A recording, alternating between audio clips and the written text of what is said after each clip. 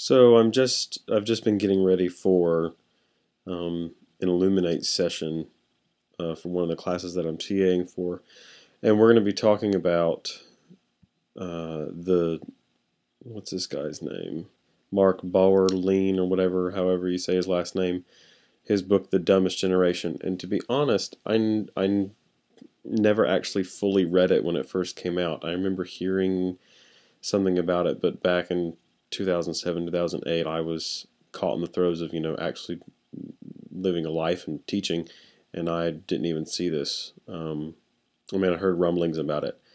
But now that I've had a chance to actually go back and read through some of the passages, and I just watched this interview that Mark did for Reason TV. I'll put it up above this. Uh, There are so many things wrong with this book. I'm not even sure where to begin. I mean, if there's an emotion that you can get to beyond angry, that's where I got, or that's where I'm at.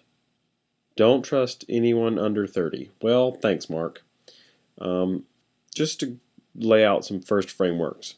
Anytime that um, people start using superlatives like est, the dumbest, the smartest, the best, the whatever added on an est. I would be very cautious about that. Number two, anytime you want to make an application to an entire group of people, you want to reduce uh, an assumption, let's underline that word, assumption, to an entire generation, millions and millions of people. Please treat me like a number. Thank you very much. I'm a little scared that this guy actually teaches and teaches English to people. Um, I don't doubt some of his basic arguments that we should be questioning technology and the digital social media stuff and how that's affecting us.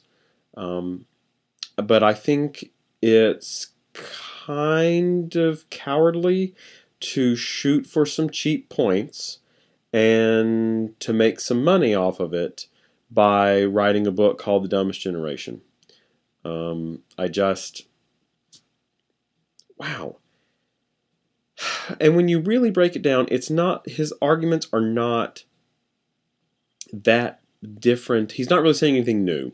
He's just actually coming out and saying something that's quite frankly really disrespectful. Um, and I do think it is. There's a little quote on his website that says, "If you think this is just another old fuddy-duddy wagging his finger at a younger generation, then you'll be surprised." No, I'm not, and that's exactly what it is. Um, if you read carefully between the lines, apparently you're not smart unless you have read a specific number of books, preferably if they were written prior to 1960. Probably you would be considered smart if you read the books that Mark requires in his English classes at Emory. And if you, I can't even believe this, if you don't have a mastery of history, and Western history at that, in particular, Western culture in particular, if you don't have a mastery of that, then you are dumb. And if you have friends and you interact with those friends online, then you're dumb.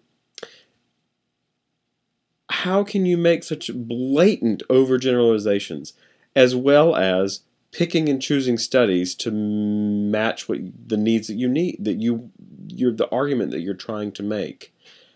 I don't know why someone not really trained in social science research, which is basically where he's trying to go, why someone there is headed in this direction of being a critic.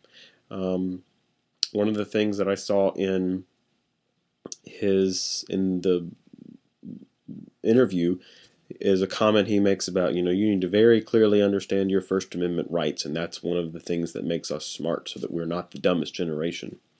Well, as a 27-year-old with a college degree and a self-proclaimed technology fiend and a teacher and an educator and a believer in using technology, I'm going to really use my First Amendment rights. I'm using my First Amendment rights right now to say I totally, wholeheartedly disagree. And I just, wow.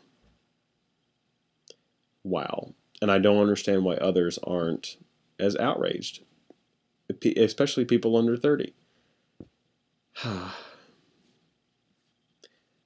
It just felt like I needed to come and do this through video, because how in the world would I write this?